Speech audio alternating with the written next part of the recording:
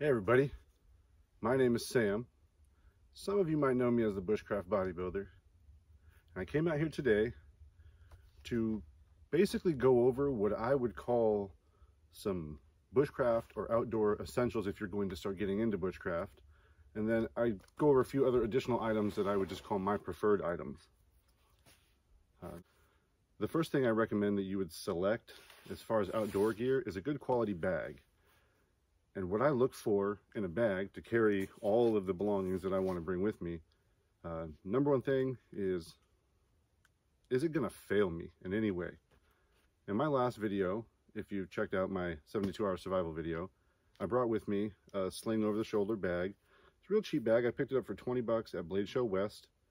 And it's great. It fits a lot of things in it. But one of my major concerns is it's covered in zippers. And zippers are notorious for failure. So this bag here, this is my hidden Woodsman Haversack. The thing I love most about it, the one zipper. I think actually one on the inside, one on the outside. Maybe two zippers. Anyhow, this Haversack right here, it's closed with buckles and a top closing flap lid here. One of the zippers I was talking about is right here. Anyhow, you unbuckle this, and on the very bottom will lead right into one of the second items I would recommend having. And I'm only going to jump right into this because it's on the bottom, is a very large, what is this, 3 foot by 3 foot scarf, or it's called a shmog. I believe it's Afghani in origin. This one here is 100% cotton, and its versatility is incredible. You can use it for so many things.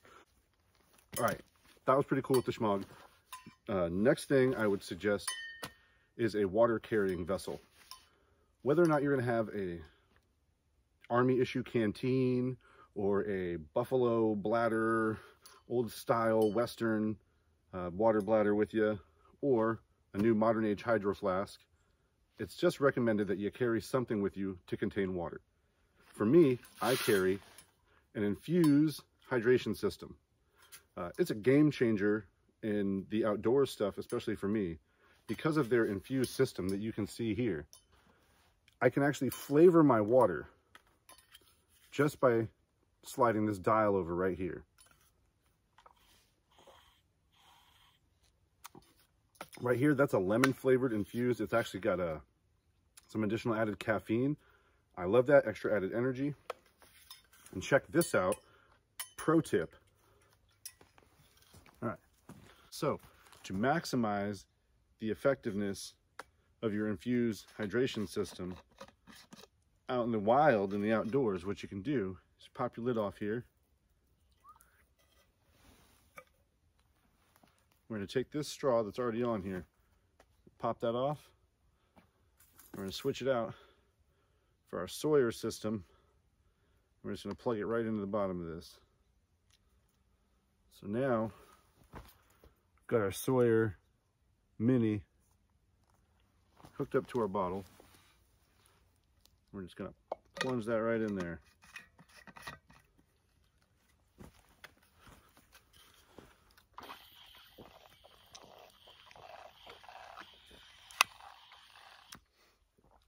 Delicious filtered water. And there you have it. That is how to maximize the effectiveness of your hydration system. See how cool that is when you add the Sawyer Mini inside of your infused bottle? Now, if you're drinking water out of a stream or whatnot that might have somewhat a bit of a unpalatable flavor, you hit that dial on here, you flavor your water as it's filtering through that little Sawyer Mini filter.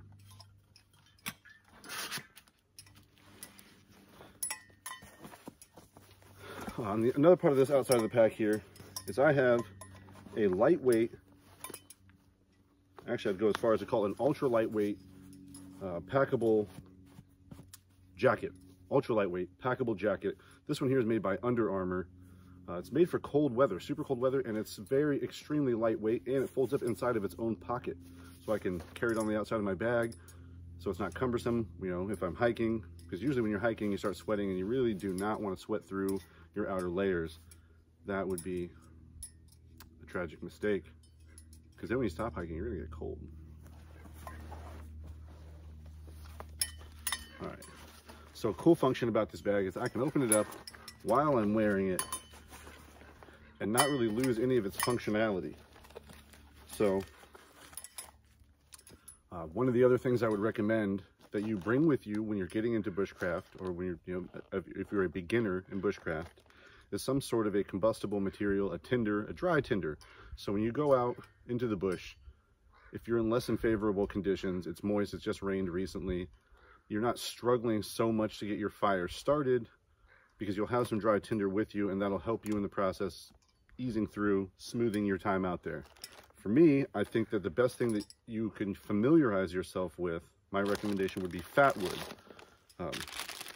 There's a version of fat wood that you can purchase in the store. It comes with a couple of sticks. Now, fat wood is a sap saturated pine, where it's the wood has been saturated in its own sap, and it's highly flammable or combustible.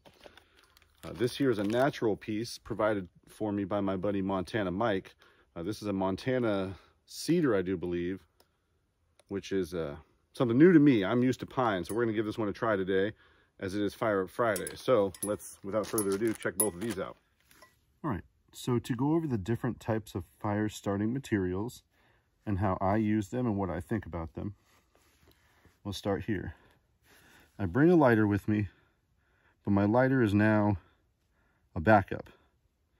I mean, sure, it's the easiest way to go about it, but if I'm really trying to practice my skills, I use this one last. This is now more my go-to for lighting things on fire, which is a ferrocerium rod, or ferro rod for short. This here is a store-bought fat wood, which is just some, again, resonated pine wood. So we'll go over how this stuff works, how to use it. And then my buddy Montana Mike, he provided some cedar fat wood.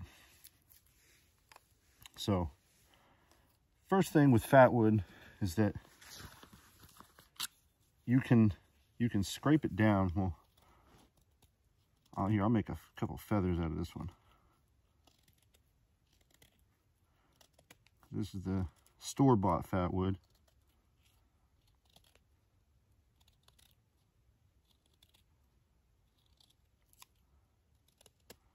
Now, if you're going to bring this stuff with you, remember, you're bringing this so you don't have to worry about a dry tinder source. So you're going to go out to the store, grab you some fat wood, and you have this, look at this, 2 sticks is all it came with. I'm going to make a feather stick like that. And again, this is just a quick demonstration. I'm not going to go ahead and build a whole fire, but I did go and collect some kindling. It's rained in the last few days, so this stuff is kind of moist. It's not on the ground wet, because I wouldn't want to collect stuff from the ground. I want to collect it from maybe fallen branches that have been hanging in a tree, that are not sitting on the ground collecting moisture. They've had some time in the air to dry just a little bit. So I have this by the side. And now, before I go into doing what I would actually do to create a fire, I'm going to show you how this fat wood works with a ferro rod, if I can even get it going.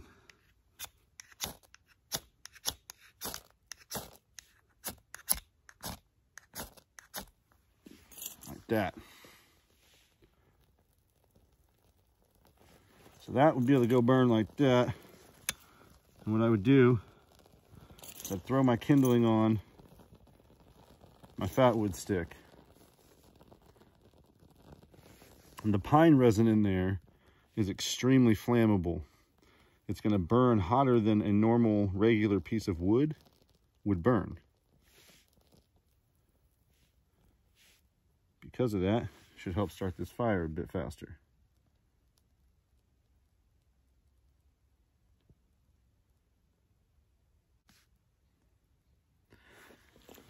Now, if I were not able to get that lit so easily, what I would do is I would expose more fat wood, make some more feathers,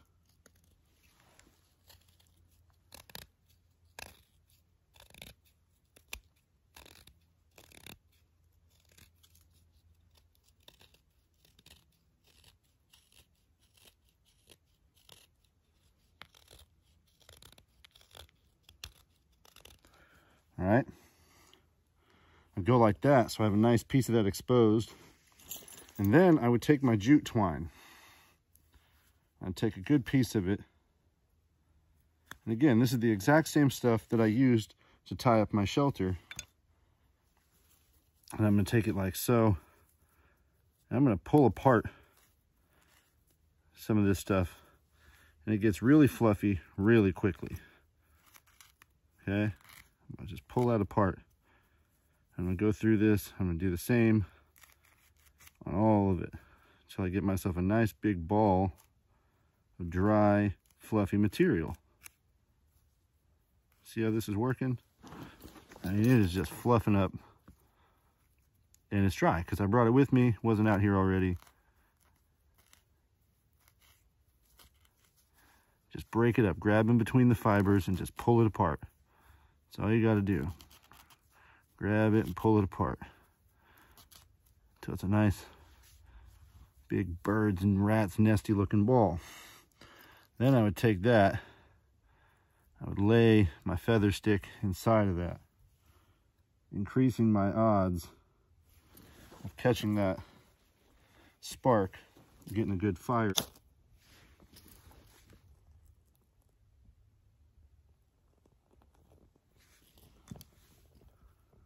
And get my kindling built up on there.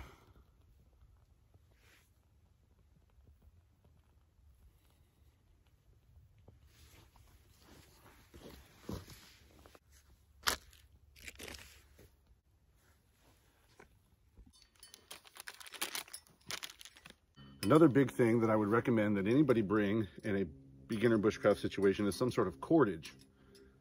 The cordage that I brought with me today is some jute twine. You'll also have seen that in my 72-hour survival video if you've watched any of that. Not only does it work great for tying things together, but it's also a good fire starting material. Now for this trip, when I came out here today, this is just preferential. I decided to bring with me a freeze-dried meal. I prefer the meals by Peak Refuel meals. This one here is a 53 grams of protein. What is it? A chicken Alfredo pasta. It's great. It's a meal for two. I'm gonna be able to eat this whole dang thing because I'm a beast like that. But yeah, this is my meal for today. A hands down, no-brainer, something that every beginner bushcrafter should get and bring with them on any of their trips, regardless of the current state of the weather when you leave your house, is a poncho, a rain poncho. I recommend a rain poncho from Arcturus. Arcturus is an excellent company. They have wool blankets, all kinds of hunting camouflage gear, ponchos, survival blankets. I use all of their stuff, and I think that they are an amazing company. Proud to support them. But yes, you need to grab yourself a rain poncho. This thing is, again, the applications on this are more than just something that you would wear during the rain. You can make a survival shelter out of it, a bed if you need to. You can carry things in it. There's a lot of stuff you can do with a poncho. So, and it's lightweight and it fits right in a pack like this. So you should bring one with you. I prefer to bring handkerchiefs with me because they're another lightweight cloth that can do things that you might need it to do. This one here is a plain one. Now I use this for washing my hands, cleaning dishes, laying things out on the ground. If I don't want to lay them in the dirt, I can lay this down first and then be able to lay things on top of it, you know, my cookware or whatnot, just so I have a clean surface to work with. Now, aside from your water container, you're gonna want to get yourself something that you can boil water in. Because hands down, that's going to be one of your most important things you're going to want to be able to do out in the wild is boil water. I have this right here is a 1,100 milliliter titanium cook pot. Titanium is great because it cools down quickly and it's extremely lightweight and it heats up quickly. Now, whether or not you are comfortable with creating a fire outside, I do recommend that if you're a beginner bushcrafter, you grab yourself a pocket stove system. I'll show you how this works right now. All right, so here's my rocket stove kit. I'm gonna get ready to prepare myself lunch, and I'm gonna show you in real time how quickly this set boils water and how easy it is to prepare food this way.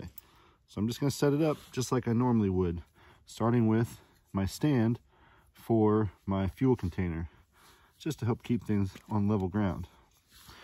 This is a standard can of fuel. This one is by Jetboil, but you can get them by a number of different companies. Primus or Coleman. And this here is my little pocket rocket stove. Easy to set up. Again, I'm showing you all this in real time. Comes just like that.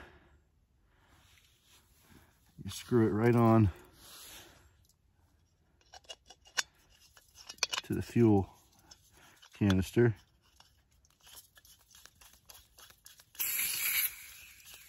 This is a fresh canister of fuel, so it's nice and full.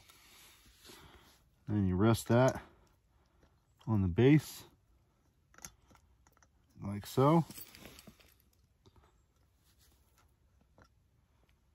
Keeps it level for you. Am I on the right spot? I don't think I am. There we go. Okay. I'll take my water. It's easier to fill up your pot of water before you put it on top of your stove.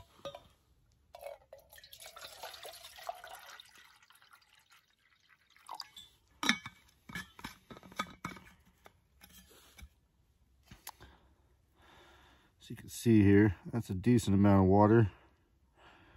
I'd say, we don't have the measurement markers on this one, but it's at least 2 cups or a cup and a half of water.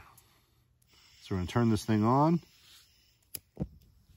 light it up.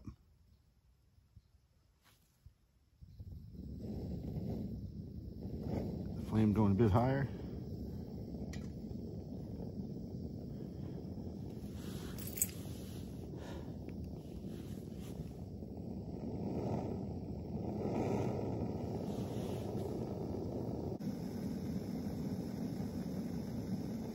Oh yeah, check that out.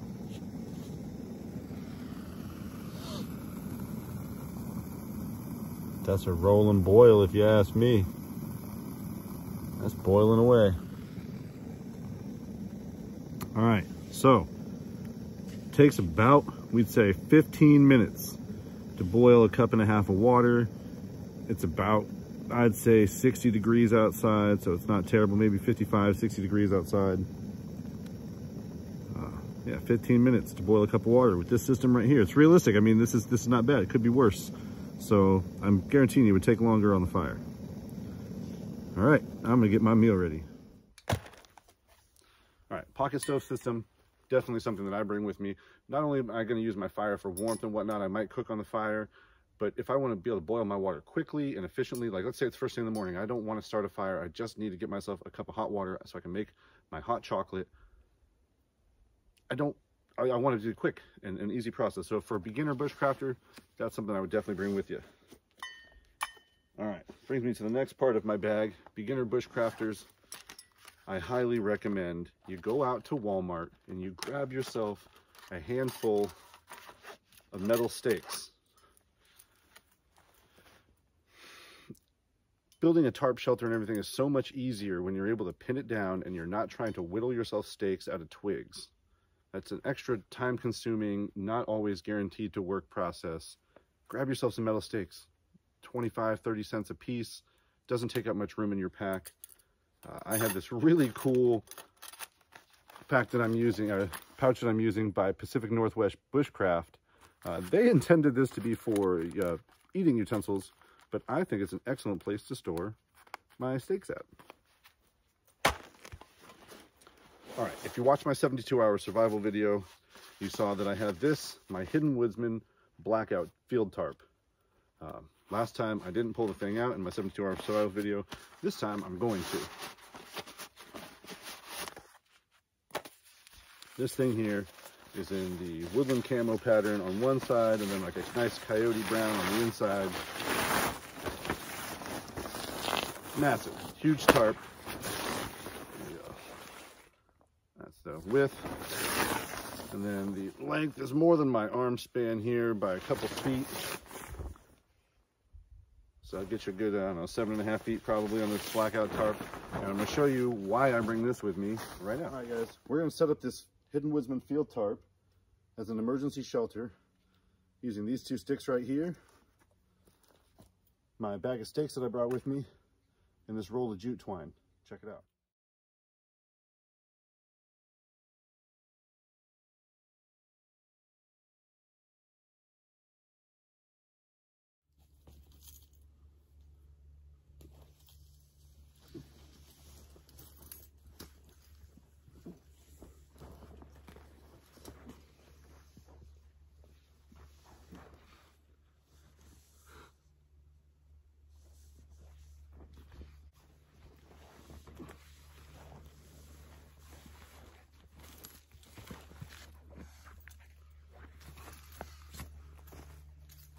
All right, so as you see there, I fit inside the shelter.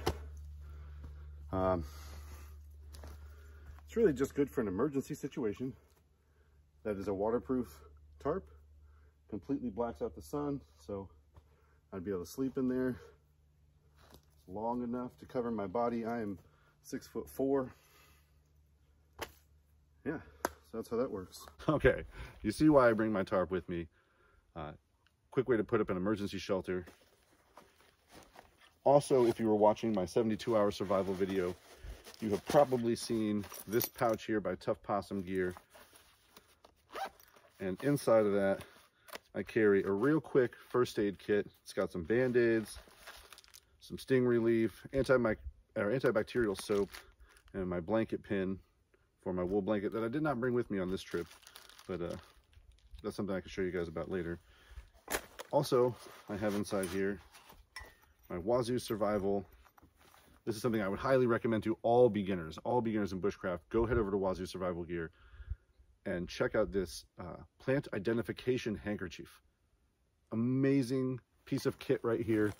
It shows you all of the different, not all of the different, but a bunch of different common types of plants you can find out in the wild and their uses. It's an amazing little wheel here that's just got so much information. This was created in partnership with Dr. Nicola Palian. She is awesome, contestant on a loan. I haven't got to meet her in person, but I think she's the bee's knees. And again, if you're watching my 72-hour survival challenge video, I brought with me my Wazoo Survival Gear animal track identification handkerchief. All of these tracks are an actual size. And like I mentioned before, I can lay this down on the ground right next to a track and find out if this is an animal that is trying to eat me or if it's something I can eat.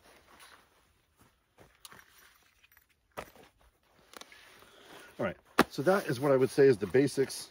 Another one of these cool things that I'd like to bring with me is this really neat, just flat piece of steel. I have used this for so many things, from digging to a firewall to a cutting board to a bird trap mechanism. Tons of cool things you can do with this. Maybe one day I'll use it for field armor or something like that. I don't know. but it's handy, it's useful. I also recommend that if you're a beginner in bushcraft, rather than trying to spend your time out here fiddling with whittling a utensil, you go grab yourself one of these plastic fork and spoons. It's simple, it's easy. You don't need to go spend a lot of money on it. I literally just picked this one up today. I got it for $2.99 over at Sportsman's Warehouse. It's what I used to eat my food with. Now, a big one that I think everybody should go and grab if you're going to get into bushcraft is a nice pair of leather work gloves. All of the camp chores are going to be a heck of a lot easier when you're wearing gloves, especially if you're cutting wood. You're going to end up getting tree sap all over your hands, and that's just going to become a sticky mess. Also, a nice cup to bring with you. A lot of people are comfortable with the wooden Gsis. I like this Gsi Enamel Steel Cup. It's cool, it's durable. I can hang on the outside of my pack, gets banged around. I'm not too worried about it. Washes out real easy. I also have another outside pouch here to carry a few more additional items. I've got my hot chocolate with me because when it gets cold, what's better than hot chocolate? I keep a roll of electrical tape because electrical tape is handy. Duct tape is cool, but electrical tape is cool too. I've got a power bank because when I'm filming my YouTube videos, I kill the heck out of my battery, so it's really handy to have one of these. Power cord for my phone. And last but not least, another one of my Tough Possum gear pouches with probably my most important item that I bring with me outside is my tiny Bible. And when I'm out here, I just like to open it up to a random spot. Samuel, hath the Lord as great delight in burnt offerings and sacrifices as in obeying the voice of the Lord. Behold, to obey is better than sacrifice. On top of that, I've got extra SD cards.